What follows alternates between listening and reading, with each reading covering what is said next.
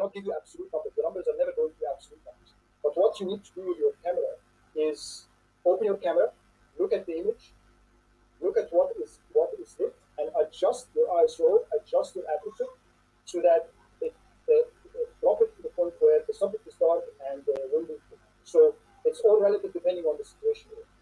It's never going to be absolute. You can take the same image with a certain ISO and a certain aperture, or you could raise the ISO and drop the aperture and it will give you the same image. So it depends on how much light you want in and what you want to be properly exposed and what you want to stay dark. And that's how you adjust those three settings to give you the image you want. So if I was holding a camera and pointing at this image, I would point my camera at the window and adjust those settings so that the window looks bright. And then tune them down, get the image to be darker and darker and darker until the subject looks like a silhouette. And you can choose which one of the three elements to control. You can play around with the aperture first, you can play around with the ISO first. And as we said, if you're shooting video, your shutter is fixed. If you're shooting a video, your shutter is set to 1/50. So that's something you cannot change. But if the shutter is fixed, then you can look at the image and say, okay, I'm going to uh, open my aperture as wide as I can so that the window looks bright, and I will go from there. I will keep dropping it down, down, down, closing it gradually until the window looks bright enough, but the subject looks dark.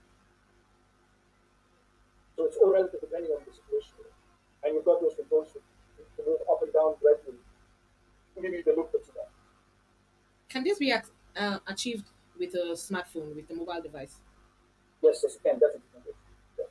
With the software that I recommended and other software that allows you to manually control your ISO and aperture, you can create pictures like that. Okay, thank you. Another one from the same video is actually very similar. So as you can see, the exposure was adjusted to keep the focus and to properly expose the window so that everything else looks dark. And this is another example of what you want to achieve as a filmmaker. As a filmmaker, you might want to say, oh, wait a minute, I actually want my subject to be well lit. So my subject, I'm going to adjust the exposure so that the subject looks clear, it's not a silhouette.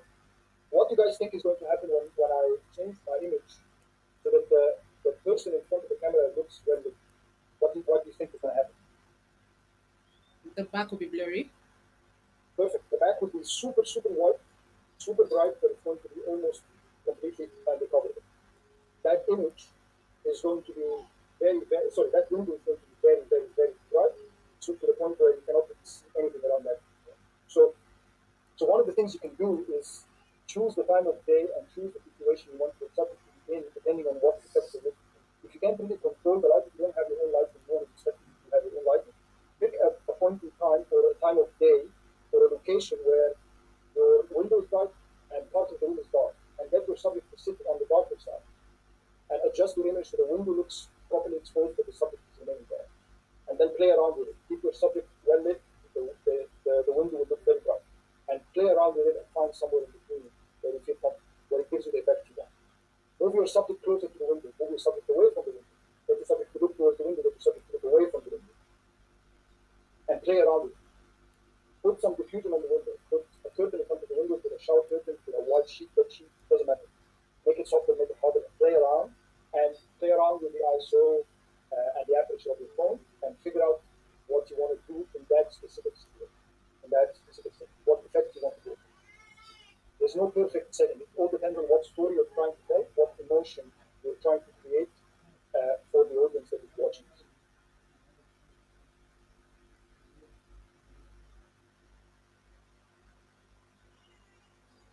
All right. There's a few more examples you can play around with. This one, the one on the right, for example, is basically pure artificial light, red light on the right, blue light on the left, and it's angled in a way where the red light does not really flow to the other side of the face, and the blue light does not flow to the other side of the face. It looks like one side is blue, one side is red, and this changes depending on how I'm angling the lights. So I've got two lights here, one red and one blue, and I've kept playing around and changing the angle. So it changes how much which parts of the face are covered with red and which parts of the face are covered with blue. And you can move them closer, movement slightly to the right, around the face, moving closer to the center of the face. It depends on how what effect you do. The image on the left, for example, is just a very simple trick where you put the source of the light closer to the weight, to the chin of the subject, and everything else is dark. And I've adjusted the exposure so that it's barely showing enough light on the face. So I kept the exposure as changed it to as dark as possible. So that just parts of the face, parts of the edges of the cheeks, the chin, and the teeth are actually shown, and the rest is just completely dark. This previous example for the guy is just a simple portrait where I put the light to the left of the subject, high above, at 45-degree angle, lighting the right side of the face. And as you can see, it's bright on one side and it's actually falling off gradually to the other side of the face. One other thing I did was I used a big, massive white sheet on the other side of the light to bounce the light back to the light dark side of the face. If I didn't use it back, the side where the reading was going to look very dark. And it depends on what look you want to do. You can keep it dark or you can keep it slightly lighter by putting a sheet on the other side, bouncing the light back. Light is almost like a ping pong there. The ball would go into one direction, then with a mirror or with a white sheet, you bounce it back. And it depends. You can have one source that can bounce the light from that source multiple times, depending on which direction you want to bounce it. You can erase the shadows. As you can see, there are no shadows below the chin here because I had something on this side bouncing the light back. Yeah. So I was using only one light source. Any questions? No, I think we're good. All right. Okay. We've got 11 minutes. I'm happy to answer any questions. Okay, everyone, it's question time. From the beginning of this class till this moment, what have you gained? What is still confusing you? Please ask or contribute, or just share what you've gained so far, maybe for the benefit of others. It's an interactive time now. We have a few minutes to go. Adiola, do you have something? Okay, Esnat. Esnat has something to say. Awa, do you have something to say? Natasha, Samantha. No, no, I don't yes. Know how. Okay, Adiola. Um, Thank you very much. I'll remind the question. If, for example, a script is prepared before, the script is being prepared before the shooting, whose responsibility is it to specify or to agree on what kind of light is enough? Like all of the settings that will make the perfect light to communicate that expression that they want to do. Who is to take that responsibility and who marks it that okay, it is now exactly what we want and then we can send it out. Yeah, that's a very good question. So it's typically the director and the director of photography working together.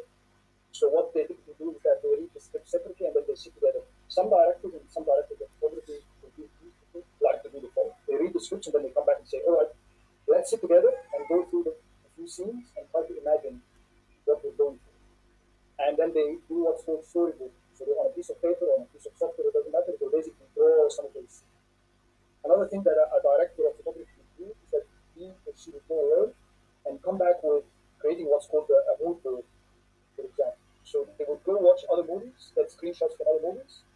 I will share with you, actually, since you asked me, it's a good segue. I will share with you a couple of really nice links. One is called Shotdeck, and the other is called FilmGrab.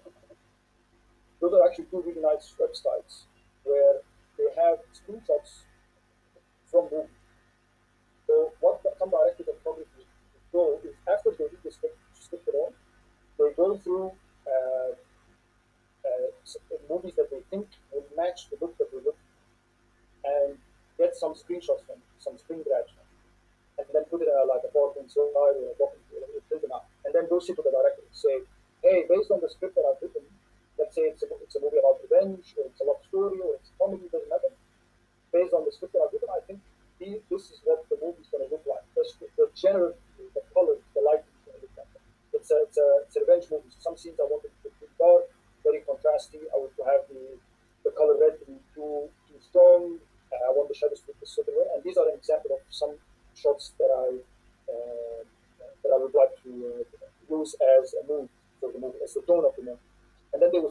look at the script and say, okay, this scene is going to include multiple shots.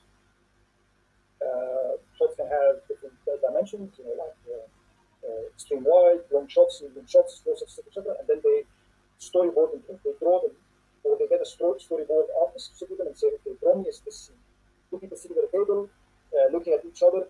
The first scene, the first shot is going to be from over the shoulder, from behind one subject, looking over the shoulder towards the face of the other subject. This is shot one. Shot two is from the other side, from the other shoulder, looking at the other subject. The third shot is going to be a profile shot of both of them sitting opposite each other. What do you guys think? And then they will play around with things like camera movement. They say, okay, I'm going to have this shot where both of them are going to be sitting in front of each other at the table, and I'm going to be moving the camera in, which is called tracking or dolly or whatever. You don't really have to go through those something outside the script. I'm going to be moving the camera in. I'm going to be moving using a crane or using a dolly or using a steady cam, and then the camera will go in and we move from the door towards the both subjects sitting in front of each other.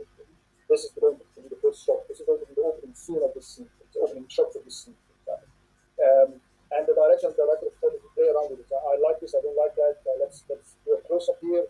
Let's do a close up on this guy's hands when he's telling a lie. Do a close up on his face when he's telling the truth, whatever it is. And this is the stuff they play around with. That's part of pre-production. That's part of preparing for the movie. When they actually go and shoot the movie, things change. So they go into the location they want to shoot the scene in, and then they work with the actor. And the actor will say, okay, as an actor doing this character, I want to walk from the door to the right and then sit on this chair. And the director would say, oh, wait a minute, I actually didn't expect you to sit. We're going to light things different. We're going to shoot it different. We're going to create a different angle. I was expecting to be sitting at the table. I was expecting to be moving around the table and sitting on the other side.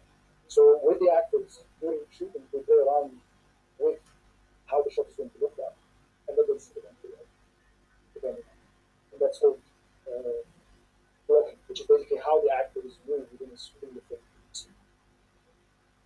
I'm about to answer the question.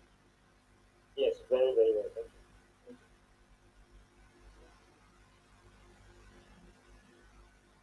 Okay. Any other question? Ella, I can see you. Fortune. Any question? Do you understand? Grace Chidolue and Grace Oseka. Questions, contributions. What have you learned? This is your time now to speak. Tell your facilitator what you've learned so far. Hi. Hello. I wanted to find out about the aperture. There's a concept that kind of skipped me. You said when you use a camera and there is a subject, and if you want to make the background blurry, you open the aperture. There's a concept that you use. What did you say it was? It was Oh, shallow it's called the depth of field. depth So of field. depth of field. I can actually do it now in the presentation very quickly. I actually, if you have time, I think we've got 3 minutes. Let me just do something very simple.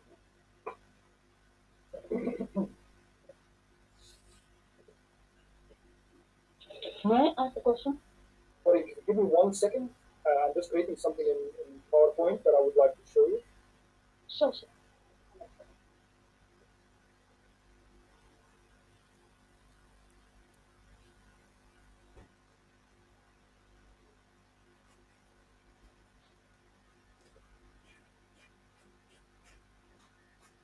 All right.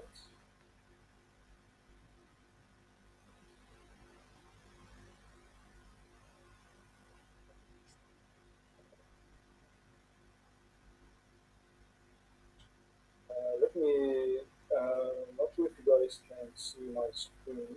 Can you see the new slide that I just created now? It says subject, camera, and three lines. Yes, sir. All right. So to answer your question, let's say this is where the camera is pointing. The camera is pointing this way. Subject is a person standing in the middle, this little line, and there's another person standing in front of them, obviously not blocking the camera, and there's another person standing behind them.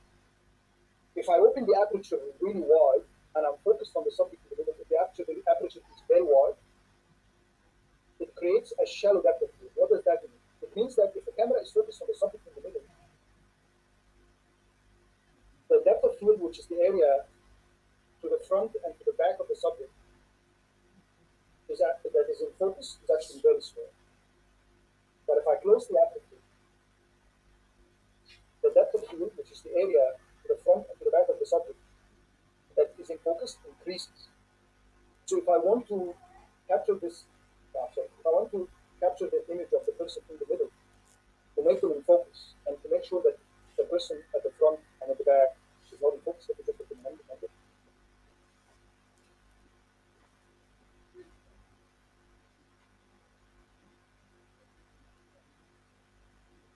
This is just a very ad hoc. Okay, so if I want to make person number one only in focus, and number two and number three are out of focus, I will open the aperture. Opening the aperture wide, which means it's going to have a shallow depth, which means subject number one is in focus, two is out of focus, and three is out of focus. Gradually, if I gradually close the aperture, gradually closing it down, more and more area to the front and to the back of subject one will start getting into focus until subject number two and subject number three are also focused. So this is called a wide depth of field versus a shallow depth. So again, very wide aperture is a shallow depth of field, only one tiny part of the image is in focus. A small aperture, a small opening means a wide depth of field, which means a lot of part of the image. And this is something as a filmmaker is very control. So if you don't really care, for example, subject number one is the main actor in the movie, and he's walking or she's walking in the middle of a crowd, and you don't really want to make anyone else look in focus, you will use and you will open your aperture so that everyone around that person has nothing to really look at. Unless, of course, someone is standing right next to him, that's the case you really can't see. But if a person is sitting and they've got a painting behind them that you want to show, and for example, a glass of water in front of them that you also want to show in focus, so you're going to close down the aperture so that one, two, and three are also focused. Does that make sense? Yes, sir. Right, sorry, someone else had a question? I don't mind staying with the time. Someone else had a question, go ahead and ask it. So you mentioned about the importance of golden light, so that seems to be for some 1 hours. And if that is important, is it that we have to always continue with the shoot each 1 hour for every day so that may take more time? Is that so? Or Yes. if I am to shoot during the daytime, will it be overexposed? Like, No, it's not going to be overexposed. So if you look at this image, um, the lady on the left, this is typically what you're going to get if you're shooting middle of the day. We're not seeing your screen. You're going to get a lot of hard shadows below the chin, Are you sharing your below the screen? nose. I'm sharing my screen. Yes. Ah, can you see my screen? Can you see the hard slash hard versus soft light? Ah, I realize I'm not sharing. Ah, okay. Looks like I was not sharing, and the example of the depth of field. I'm very sorry. I thought you were able to see the slide that I was doing. Okay, I'll answer this and I'll go back to the question. So, can you see my screen now? Yes, yes. yes, sir. So the lady on the left is an example of shooting in the middle of the day. As you can see, it's not very easy. There's shadows under the eyes. The light is coming from above. So right under the eyebrows is going to create shadow under the eyes. The nose is going to create a shadow under the nose. The chin is going to create a lot of shadows under the chin. So it's not a very good look. If you're shooting the earlier or the later, the better compared to the middle of the day. So go back to this. Anywhere around sunrise to 9 a.m. whatever it is actually good. The more you progress towards middle of the day, the harsher the light is going to be. And then after that, you're going to go to the afternoon. The light is going to the sun is going to drop towards the horizon. The light is going to be softer, and the image is going to be a lot more clear. So you typically have a little bit of over an hour in the morning and an hour around sunset if you really want to shoot in the golden hour. The golden hour means that the light is going to be soft, but it means also the color of the light is going to be this orangey tungsten light color. So that's something you're going to, that's something you should film for. So it's I'll actually paste the name of the software in the chat that I personally use. There's a couple, and I think they are free. So to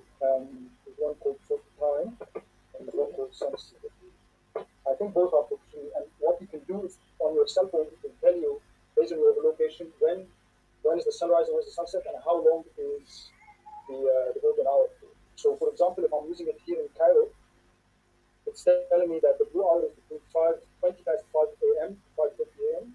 Sunrise is at 5:42. Golden hour is between 5:30 to 6:14 a.m. So I only have about 45 minutes, a 45-minute window. Same with sunset. Golden hour is between 5:30 p.m. to 6:10 p.m. That's around 15 minutes or 14 minutes. So yeah, if you want to capture that time, you have to do some proper planning. You have to be there early. You have to be prepared. You have to have your actors there, etc., etc. So that's something you have to do. Right? Did this answer your question? Yeah, I think it answers the first question. So I think Finley asked another question. Sorry. I think he went back to answering the first person's question. Yes. So sorry to the person who was asking about the depth of field. Can you see my screen? Can you see the slide? Yes. Yes, we can see your screen. Okay. I just want to make sure that person stays on the call.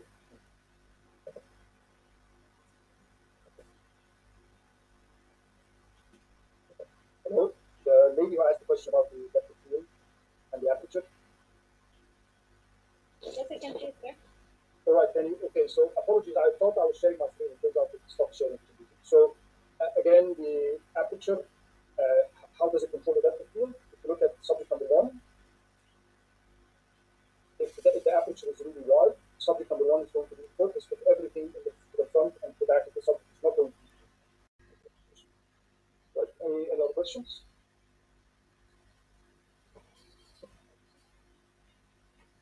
If there is no other question, I think we would have to wrap up now. Thank you so much, Ahmed. Thank you for your time and for the knowledge you've given. Do you have any assignment for us to do? Oh no, I mean, I will. The main assignment is to watch the YouTube link that I pasted in the chat. Okay. I'm not sure Chandra, if there's another way to share it with a wider group. It's basically a playlist that Okay. I've made public. It's a YouTube playlist that Okay. has a bunch of videos that I would like everyone to watch. Okay. And the main exercise that I would like everyone to do is basically download the software that I've recommended and Okay. play around with Aperture, Shutter, and ISO Okay. and walk around, have a look, watch the light, watch the shadows, and basically exercise your eye to see more light and what does light like do to you, and what light you would like to shoot in, and what light you would not like to shoot in, to be Okay. selective when you actually shoot the image. So I'm happy to type something up as an exercise, and I can send that to you. If you want. Okay, that would be perfect. You just send it over Sure, via WhatsApp. I'll post to the main group. sure. All right. Thank you so much, Ahmed. Have a great day. Thank you. You too. All Thank you. right, Thanks again. everyone. Bye-bye. Bye. We've come to the end of today's class, the first class for today. In another few hours, we would be having costume props and makeup. So go now and prepare.